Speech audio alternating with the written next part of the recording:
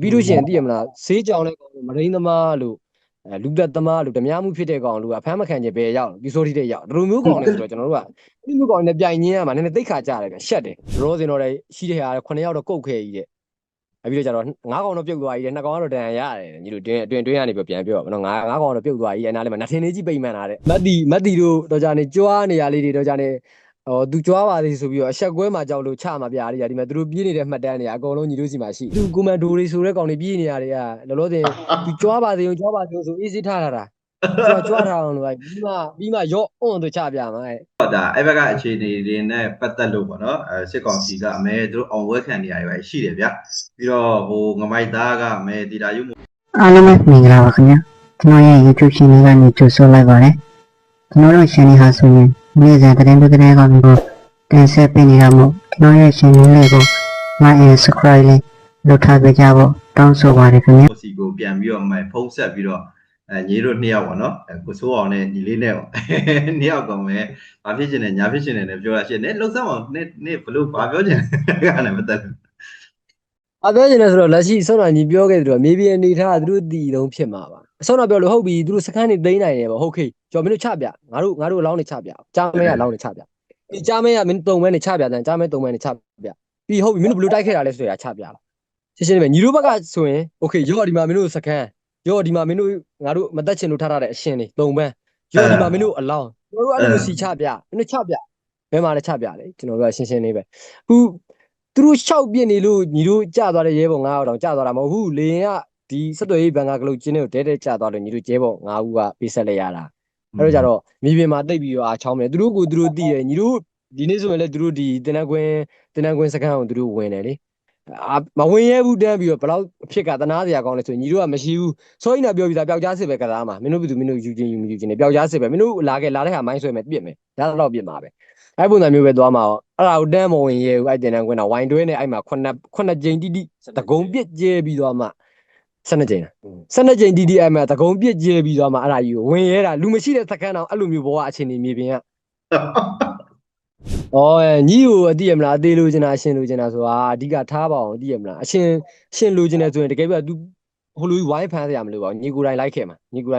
လာခဲ့လိုက်ညီစီကိုရောက်အောင်လာညီစီကိုအရင်ဆုံးလည်းရောက်အောင်လာခဲ့လိုက်ရောက်အောင်လာပြီးလို့ရှိရင်โอเคရောလိုက်တော့မှာတစ်ခါလိုက်တော့မှာโอเคခင်ဗျာကျွန်တော်စီကိုရောက်အောင်လာခဲ့တဲ့တော့ခင်ဗျာကိုဂုဏ်ပြုတဲ့အနေနဲ့ရတယ်ခင်ဗျာတို့ကျွန်တော်လိုက်ခဲ့လိုက်မယ်ဆိုလိုက်သွားလိုက်မယ်အရှင်အဲ့ဒါအရှင်ကိုပြောနော်အသေးလိုကျင်းနေဆိုညီကိုလာပြစ်လေလေနော်ညီကိုလာပြစ်လေလေရို့ဆွမ်းတော်ပြောဆိုကြားမဲဆိုရင်ညီတယောက်တည်းရှိရမှာမဟုတ်ညီရှိမှဘောနော်ညီတို့ကြားမဲရဲဘော်တွေအများကြီးရှိတယ်ဆွမ်းတော်ပြောလို့မလဲညီရဲဘော်တွေကအဲ့ဒါကြည့်ပြီးလာပြောတာဘောနော်ဆရာတွေနဲ့ဆရာတို့လူချင်းတွေပြောနေလို့တဲ့အေးလူငါလည်းဘာမှပြောစရာစကားမရှိတော့ဘူးမင်းတို့ပဲပြောလိုက်လို့ဟုတ်တယ်ကျွန်တော်တို့ကလာအုပ်လိုက်မှာပဲတဲ့နော်အေးဆေးပဲအဲ့တော့အေးဆေးပဲမြေပြင်နေတာကတော့ဘယ်လိုပြောရမလဲကိုကြီးကဆွမ်းတော်ပြောလို့ပဲညီကပြိုင်ရင်းရမှာရှက်တာပေါ့ဒီပြူတွေနဲ့ပြိုင်ရင်းမှာရှက်တာမငင်းချင်ဘူးဗျမငင်းချင်ဘူးဆိုတော့သူတို့ကဘယ်လိုပြောမလဲစကားပြောရင်ကိုသိရမလားဘောင်နဲ့တန်းနဲ့ပြောလို့မရဘူးဗျသူတို့စကားတွေအရက်သားဆန်တယ်ပြီးလို့ရှိရင်သိရမလားဈေးကြောင်တဲ့ကောင်မရင်းသမားလို့လူသက်သမားလို့ဓမြမှုဖြစ်တဲ့ကောင်လို့အဖမ်းမခံချင်ပဲရောက်ပြီးစိုးထိတဲ့ရောက်ဒီလိုမျိုးကောင်တွေဆိုတော့ကျွန်တော်တို့ကဒီမျိုးကောင်တွေနဲ့ပြိုင်ရင်းရမှာနည်းနည်းသိခါကြတယ်ဗျရှက်တယ်စစ်တက်လို့ဟာမျိုးနဲ့ဆိုညီတို့ရတယ်ပြိုင်ရင်းလိုက်မယ်လာမင်းတို့မင်းအွန်လိုင်းနဲ့ငါနဲ့တုတ်တယ်ချတယ်အဲ့လိုမျိုးဆိုရင်ညီတို့ညင်းမလိုက်မယ်ကြည့်မှာအဲ့လိုမျိုးအဲ့လိုပြူလောင်းနဲ့တော့ညီတို့မညင်းချင်းဘူးပြူဆိုတာကတော့သူ့အနေထားတော့သူတို့သိပါတယ်လက်ရှိအနေထားမှာသူတို့အနေထားသူတို့သိဘလို့ချင်းနေဖြစ်နေလဲဆိုတာပေါ့နော်သိစေပါပဲညီတို့ကတော့အဲ့ပြီးတော့ကောင်းထဲမှာမရှိတာညီတို့ကသုံးရလေးအဲ့မှာကလေးစစ်သား12နှစ်13နှစ်လောက်လေး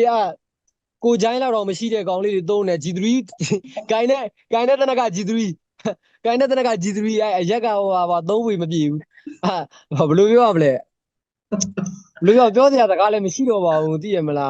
ကျွန်တော်တို့ညီတို့ဘက်ကကြတော့ဟာ Blood Tiger ကလေးစစ်သားသုံးတာဘာညာလဲ Blood Tiger ကောင်တွေကိုလာကြည့်လက်မင်းတို့အခုတိုက်ပွဲတိုက်တဲ့ထဲမှာကလေးစစ်သားဘယ်နှယောက်တွေ့လဲဆိုတာလာကြည့်လက်ညီတို့ကထိမ့်သိမ်းပေးထားတဲ့အနေထားလောက်ပဲရှိတယ်တခါတလေကြတော့လေကိုတွေကကျွေးထားရတယ်မွေးထားရတယ်ထိမ့်သိမ်းပေးထားတယ်ဒါပေမဲ့တချို့ဘောနော်မိဘဆိုတဲ့သဘောတရားကိုနားလေတယ်ဘောနော်မိဘတွေကြတော့လေနားမလဲဘူးဗျငါသားသမီးကိုဒီခံရမှာကြတော့မဟုတ်လ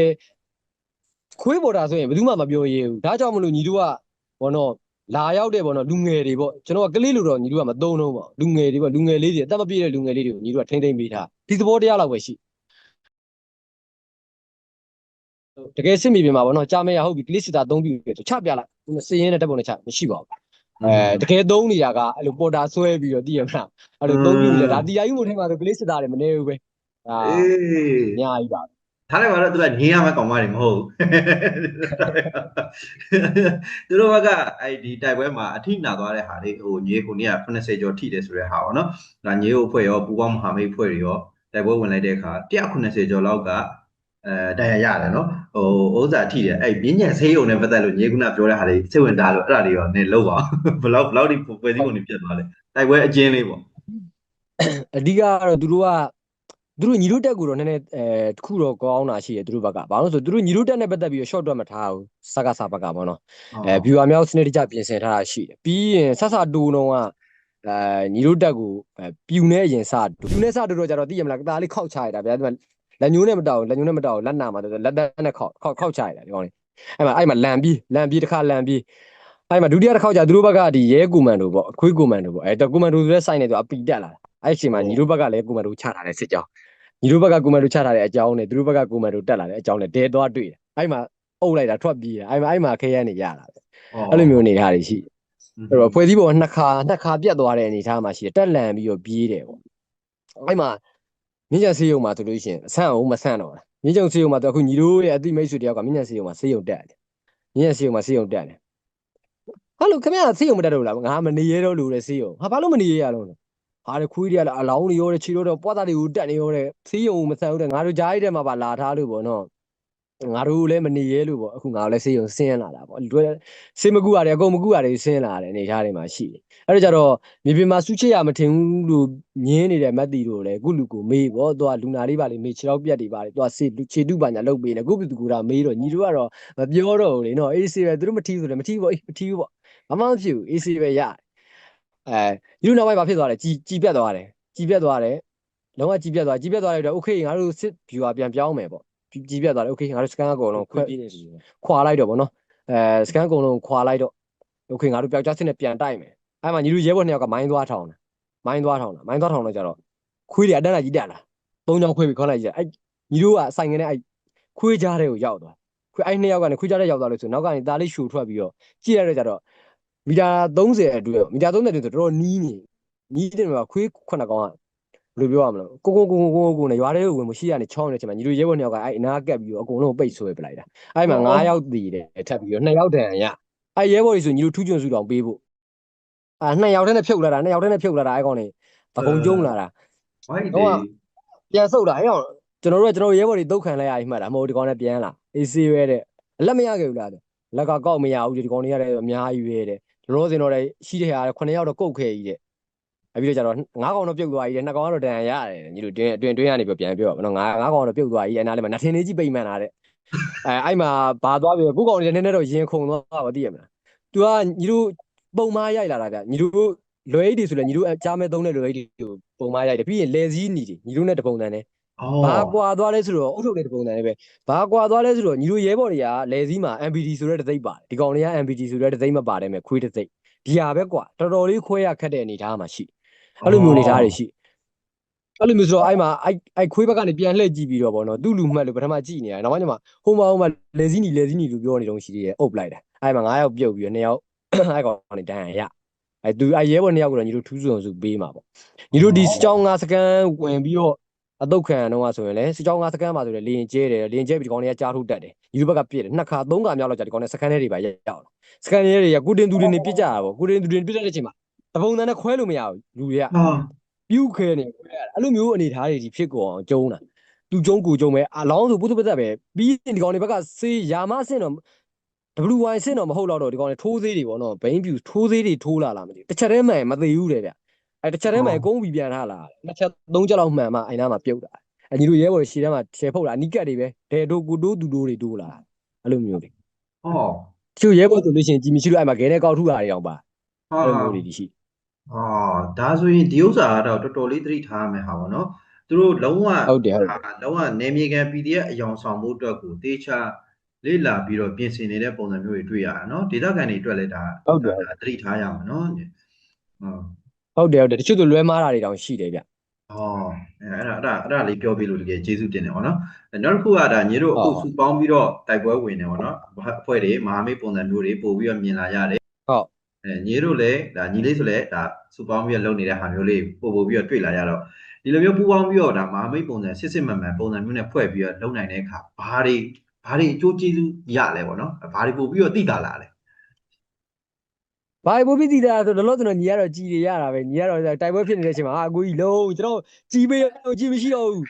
သွားယူလိုက်အကိုကြီးလုံးကြည်ပေးကြည်သွားအကိုကြီးကျွန်တော်လူရကျွန်တော်ရဲဘော်တွေကဖျားတဲ့လူလက်ရှိလာပြီးရက်ကရှည်လာတော့အကိုကြီးလုံးလူပေးအောင်ကျွန်တော်ဘယ်လောက်ထည့်ပေးအောင်အင်အားဘယ်လောက်ထည့်ပေးအောင်အဲ့လိုမျိုးမာမိတ်ဒီညီတို့တရားဝင်ဖွဲ့ထားတော့လောလောဆယ်နေထားမှာတော့3 4 5ပွဲလောက်တော့ရှိတာပေါ့တရားဝင်ဖွဲ့ထားတဲ့အဖွဲ့တွေကတော့ဒီမာမိတ်မဖြစ်တဲ့အဖွဲ့တွေပေါ့ဘုံရန်သူကိုတိုက်နေတဲ့ဘောနော်ရွေချက်တူလေတော်လိုင်းတက်တွေအနေနဲ့လဲလာကူပေးတာမျိုးရှိတယ်ဥမာမြညက်ခဲပကပလိုဟာမျိုးလို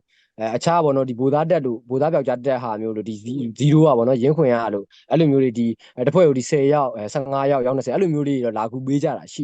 သူ့နိုင်တဲ့အားနဲ့သူဘောနော်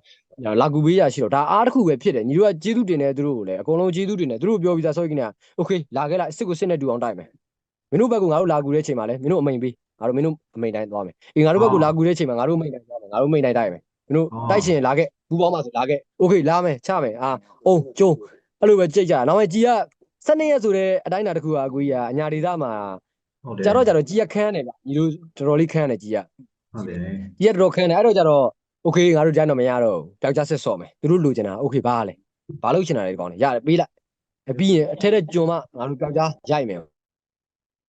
ဟုတ်ဆုပ်ပေးတာအဲ့ဒါကိုအဲ့ညီတို့ဆုပ်ပြီးမှရတာကိုစကန်ကိုသူတို့ကသိမ့်နိုင်ပါလေဆိုပြီးတော့ကျွဲနေလို့ညီတို့ကတခါလေပြင်းလို့စိတ်ညစ်တယ်ဆိုအဲ့ဘလူးပိုင်းကြည့်ပြန်ရည်နေရတဲ့အနေဒါတွေပေါ့အဲ့လိုမျိုးဖြစ်အဲ့တော့ဒါတကယ်ပါဒါညီပြောပြတဲ့ဟာမှာ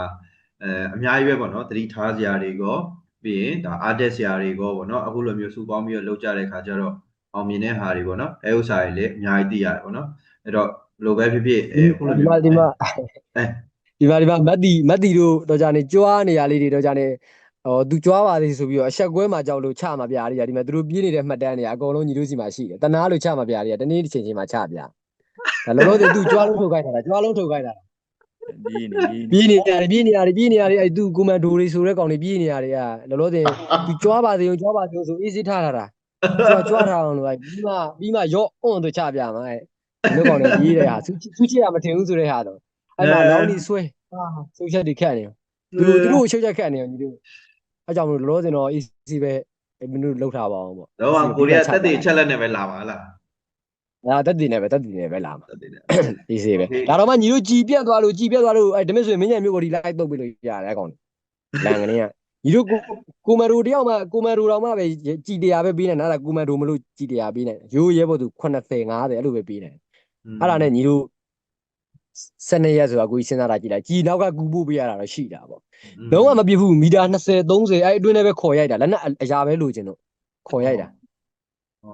အဲ့လိုမျိုးပဲလာခဲ့မင်းတို့သားရှိလာခဲ့တက်ခဲ့အဲ့လိုမျိုးပဲ easy ပဲညီအခုပြောတဲ့ဟာတွေကပြောလို့ရတယ်ပါအင်တာဗျူးထဲမှာရတယ်ကိုကြီးဘာမှမဖြစ်ဘူးဒါတကယ်မြေပြင်မှာအမှန်တရားပဲ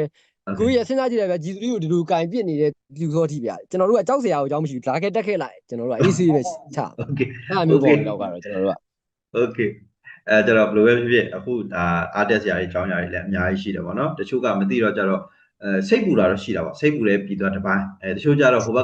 ကိုအားပေးတယ်ဆိုတဲ့ကောင်တွေပေါ့နော်အဲ့ကောင်တွေကကြတော့သူတို့ပြောသမျှအဟုတ်ကြီးထင်တာပေါ့နော်နောက်တစ်ခုကဒ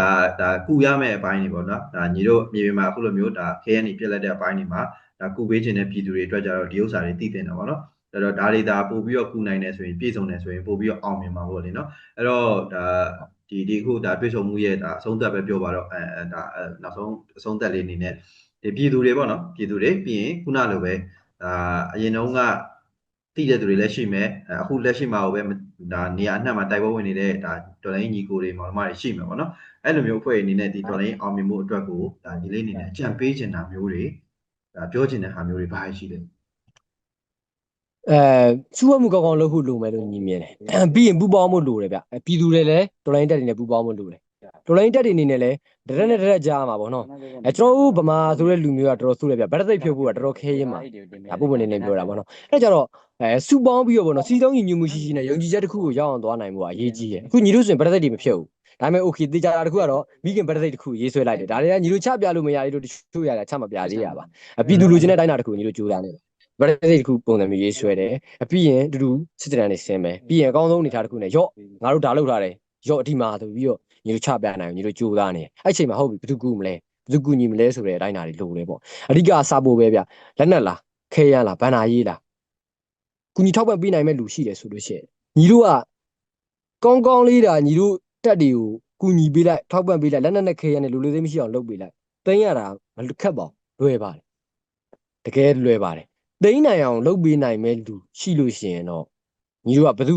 ရှိညီတို့အဲ့လူရဲ့ဘောနော်အမိတ်အာဝရညီတို့လက်ခံပါပဲတရားမျှတတဲ့အမိတ်ဆိုညီတို့လက်ခံမယ်ချမယ်အုံးမယ်လာဒီပုံစံနဲ့သွားမယ်ဆိုညီတို့ကလက်ခံအဲ့တော့ညီတို့ကအကောင်းဆုံးကြိုးစားတော့မှာဖြစ်တယ်လောလောဆယ်နေထားမှာလိုအပ်ချက်တွေကတော့အများကြီးရှိနေတော့မယ်ဒါပေမဲ့လိုအပ်ချက်ရှိလို့ကြားမဲတွေငြိမ်နေရတာဆိုငြိမ်မအောင်ကြည်မရှိဘူးဟုတ်ပြီကြောက်ကြပြောက်ကြစစ်နဲ့ချမယ်ကြည်မရှိရင်ပြောက်ကြစစ်နဲ့ချကြည်ရှိလို့ကတော့မျိုးပေါ်ဒီတက်လှော်ပလိုက်ပြီညီတို့ကအခုကလေးက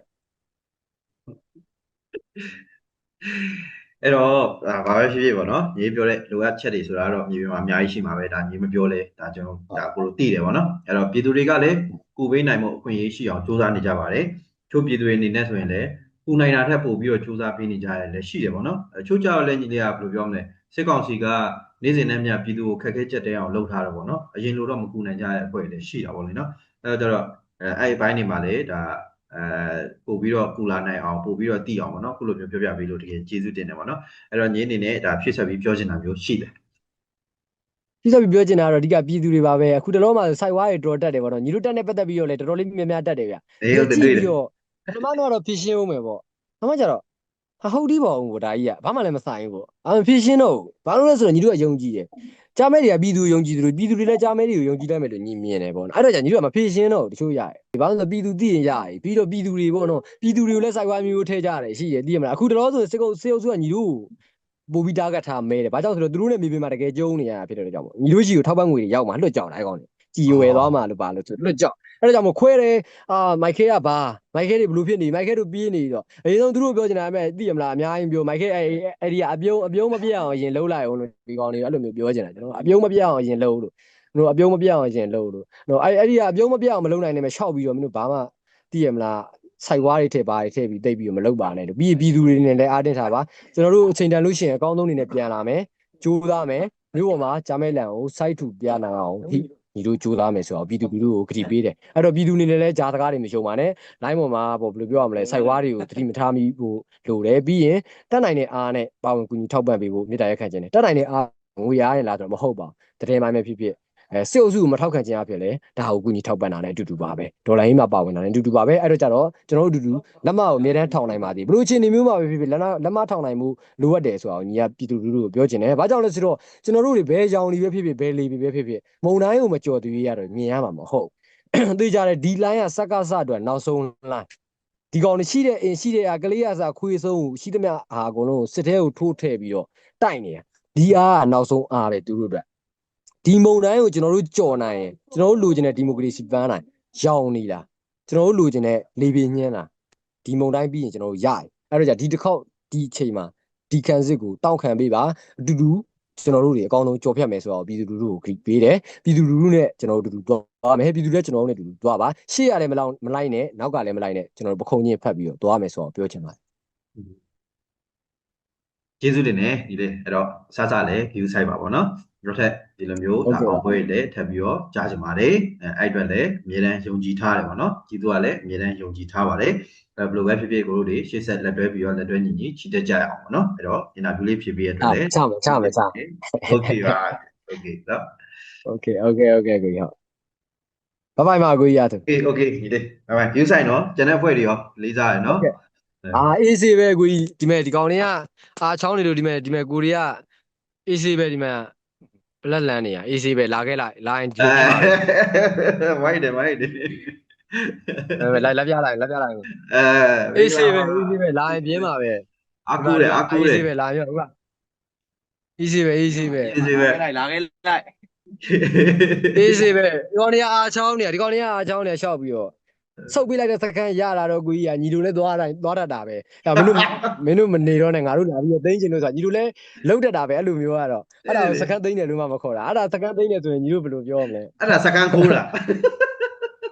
အဲ့ဒါစကန်ခိုးတာအဲ့ဒါတကယ်စကန်သိန်းတာမဟုတ်စကန်ခိုးတာအဆုံးတစ်ခုပြောချင်တာဘာလုံးဆိုတော့ဒီပါသားစပေါ့နော်ပြည်သူစစ်ပေါ့တရားကြီးမှုတဲ့ပြည်သူစစ်ကကောင်နေပြစ်လို့မှန်နဲ့ပေါ့နော်ပြစ်လိုက်လို့ညီတို့ရဲကြားမဲတွေမှန်တယ်ဆိုလို့ရှိရင်အဲ့ပြစ်တဲ့ကောင်ကိုစုချမှာကြားမဲကတီးတန့်စုချမယ်ဆိုတာကိုညပြောချင်တာအဲ့ကောင်နေပြစ်လို့